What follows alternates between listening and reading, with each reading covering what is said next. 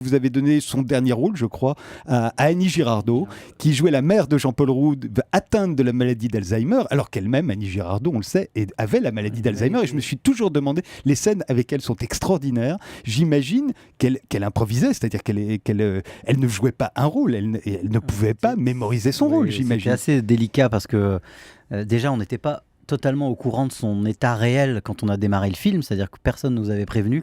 On l'a vu sur scène où elle jouait Madame Marguerite au Théâtre de la Main d'Or à Lyon.